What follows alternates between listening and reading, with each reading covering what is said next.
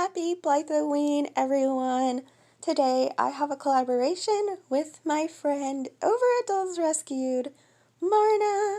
So we are going to be doing some Blythe customization today. To get started with my Blythe doll, I am going to do some eyes. This is my first time, guys, and I was super scared. But I watched a few tutorials and I think I got it down. I did remove 2 on my own, so I thought I'd show you how I did it. So I'm going to be using a hot glue and lighter method. So if you're underage, please do not attempt this. This is an adult craft. So what we're going to do is take a jumbo hot glue stick and we are going to melt the end just a little bit. That way we can add it to the eye chip and hopefully remove the eye. So we're just going to heat it up and put it directly on the eye chip. Just press firmly, and now we're just going to set that aside and let it dry. Now that our hot glue sticks have been sitting for a while, we're going to attempt to remove the eye chip. So I tried with the smaller hot glue stick and it did not work. I've only been lucky to get the bigger one to work. So I would recommend the jumbo size. Now that I've taken all the eye chips out, which took forever, it is time consuming, but I am going to be using hot glue and I'm going to add in some brand new eye chips. I've already sorted through the ones that I got off AliExpress and picked out the ones I want for this particular doll. Okay, so now it's time to attach the new eye chips, and I'm going to be using tacky glue. I'm not sure if that's recommended, but that's what I had on hand and I thought I'd give it a try. So I've added tacky glue on the eye chip and I have just put it directly on the eye, giving some pressure to make sure it stays in place.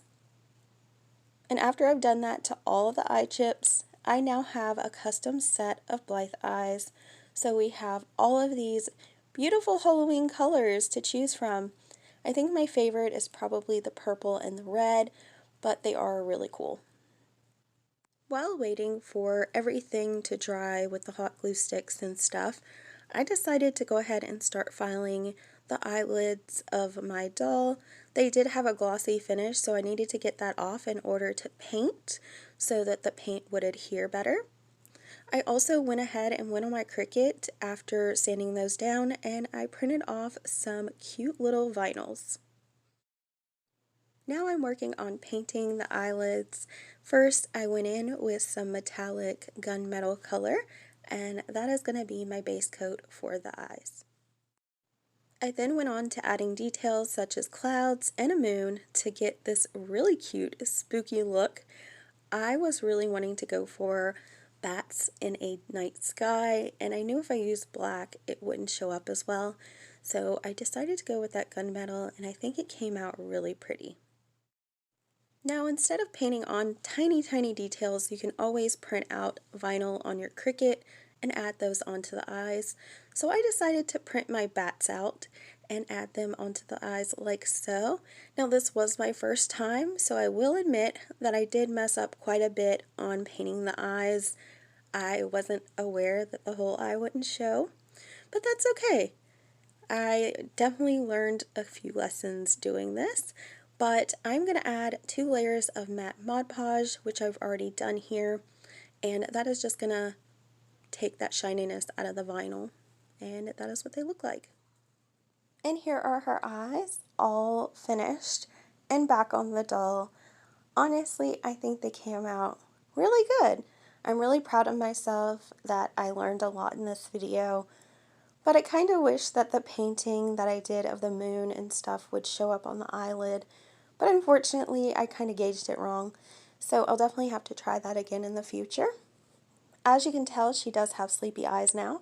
That is one of the bigger things that I did to this doll, and that was the most painful because it was my first time and I watched tons of videos and just could not get it right.